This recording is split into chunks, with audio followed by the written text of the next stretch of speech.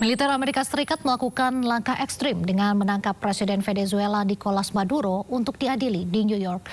Di bawah paji perang melawan narkoba, Washington kembali menunjukkan taringnya sebagai hakim dunia. Namun langkah ini menyisakan lubang besar. Mengapa hukum internasional hanya berlaku bagi musuh politik Gedung Putih? Dan untuk membahasnya lebih lanjut sudah bergabung bersama kami pakar hubungan internasional Prof. Hikmahanto Juwana. Selamat sore, Prof. Selamat sore. Ya, Prof, ini kan Amerika menggunakan dakwaan narkoterorisme sebagai basis legal melakukan intervensi militer dan penangkapan ya. Nah, pola ini kan serupa dengan invasi Panama tahun 89 untuk menangkap Noriega. Nah, jika narkoba dijadikan alasan melanggar kedaulatan negara, ini apa artinya Amerika bisa menyerbu negara manapun yang dianggap gagal memberantas kartel atau bagaimana nih, Prof? Ya, sebenarnya tidak hanya terkait dengan narkoterorisme ya, karena itu sebagai pintu masuk narkoterorisme.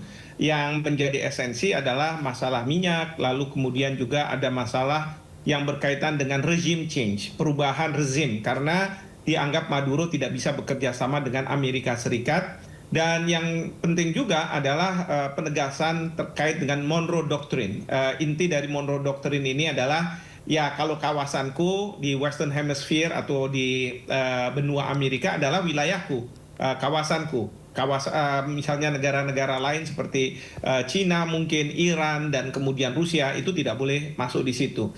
Nah, ini yang oleh Presiden Trump dia lakukan tindakan di mana Maduro kemudian dibawa ke Amerika Serikat untuk didakwa, tetapi harapannya adalah nantinya akan ada perubahan rezim, walaupun sementara ini Presiden Trump mengatakan bahwa dia yang akan menjalankan pemerintahan di Venezuela.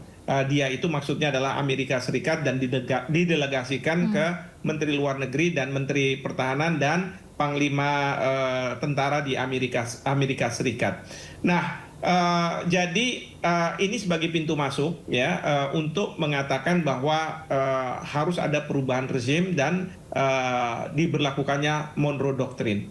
Nah, tentu tindakan seperti ini sebenarnya membuat hukum internasional itu luntur, tidak ada daya seolah-olah, karena jelas ini merupakan pelanggaran dan ini melanggar ketentuan yang ada di dalam pasal 2 ayat 4 Piagam PBB yang mengatakan setiap negara wajib menahan diri untuk melakukan serangan ataupun melakukan ancaman serangan ke wilayah teritorial negara lain. Yang dilakukan oleh Amerika Serikat adalah itu. Nah, permasalahan kenapa luntur? Karena di sini yang lebih menonjol adalah kekuatan, ya, might is right. Jadi kalau kita sebagai negara yang adidaya, negara yang kuat, kitalah yang benar. Seolah-olah bisa menentukan salah dan benar itu berdasarkan tindakan dari si pihak yang kuat itu. Nah, ini yang kemudian menjadi persoalan dalam konteks hukum internasional, walaupun dunia juga terbelah. Karena Amerika Serikat ini ternyata mendapat pembenaran oleh Inggris, oleh Perancis. Ya, meskipun Rusia dan Cina itu menentang dan mengutuk tindakan ini. Tetapi juga bagi rakyat Venezuela juga terbelah. Karena bagi mereka yang mendukung Presiden Maduro, tentu mereka mendukung. Tetapi kalau bagi oposisi, mereka justru berterima kasih kepada Trump karena sekarang ini seolah-olah rakyat bisa dibebaskan dari kediktatoran yang dilakukan oleh Presiden Maduro. Di Amerika Serikat pun juga terbelah. Karena kebanyakan Partai Demokrat mengatakan bahwa tindakan ini ilegal, bahkan Partai Demokrat mengatakan bahwa seharusnya Trump itu mendapat persetujuan dari Kongres sebelum dia melakukan serangan ke Venezuela. Nah, ini yang tidak didapatkan oleh Trump. Tapi Partai Republik justru mendukung apa yang dilakukan oleh Trump dan membicarakan bahwa itu tadi berkaitan dengan Monroe Doctrine, kemudian juga menunjukkan bahwa Amerika Serikat adalah negara yang adidaya yang bisa melakukan ini. Tapi ingat ya, pada waktu Rusia melakukan serangan ke Ukraina, itu sama, dunia internasional termasuk Amerika Serikat pada waktu itu dipimpin oleh Joe Biden mengatakan Rusia melanggar pasal 2 ayat 4 Piagam PBB. Namun Rusia mengatakan bahwa kami punya dasar yaitu pasal 51 Piagam PBB, dan saya yakin Amerika Serikat juga akan menggunakan dasar tersebut, ya, hak untuk membela diri yang mungkin akan disampaikan oleh Duta Besar Amerika Serikat untuk PBB pada pagi hari waktu New York, jadi mungkin malam hari waktu Jakarta. Jadi seperti itu. Tapi Prof, kan kepala negara tuh kan sebenarnya memiliki imunitas kedaulatan ya, atau sovereign immunity. Nah, di bawah hukum internasional dalam kasus ini, bagaimana hukum internasional ini memandang imunitas seorang presiden yang sedang menjabat sebenarnya? Ya, sebenarnya tidak bisa dilakukan apa yang dilakukan oleh Amerika Serikat. Bagi mereka yang menentang tindakan Amerika Serikat, ini kan Amerika Serikat melakukan penculikan. Tetapi yang disampaikan oleh Amerika Serikat adalah kami tidak melakukan penculikan, tapi kami menghadirkan Maduro karena Maduro sudah lama dicari oleh pengadilan jaksa di New York untuk menghadapi dakwaan. Nah, ini ya masalah istilah yang digunakan antara yang mendukung dengan yang tidak mendukung apa yang dilakukan oleh Amerika Serikat. Namun demikian, secara hukum internasional sebenarnya kepala pemerintahan itu punya kekebalan.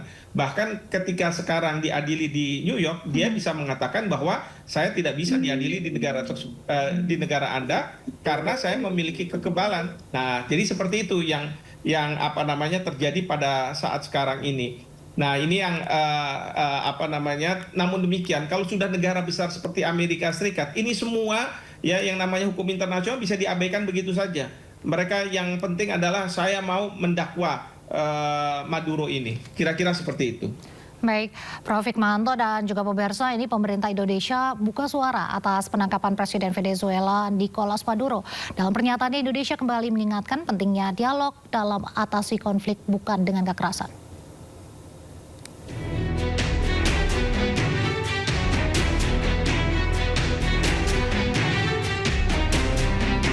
Langit malam Venezuela tiba-tiba dihiasi serangan tanpa henti Amerika Serikat.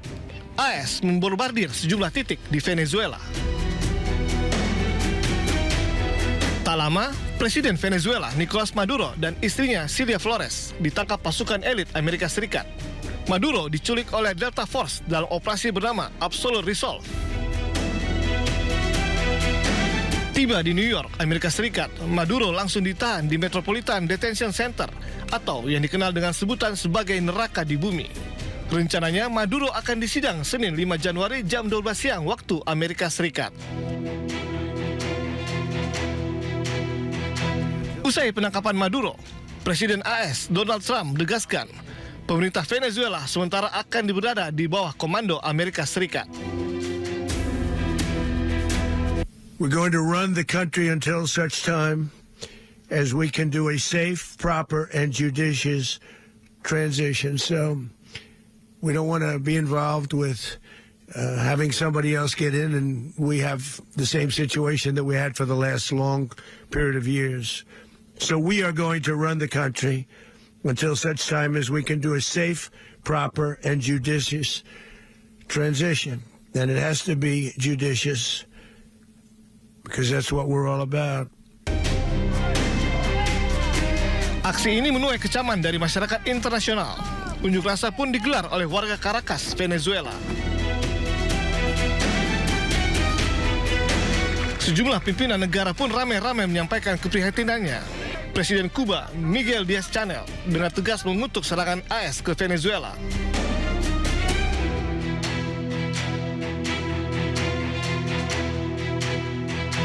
Sementara itu, Indonesia ikut bersuara. Melalui media sosialnya, Menteri Luar Negeri Indonesia Sugiono mengingatkan semua pihak untuk mengikuti aturan internasional yang adil. Tak hanya itu, Indonesia menyampaikan kekhawatirannya atas tindakan AS yang dinilai bisa mengganggu stabilitas perdamaian dunia.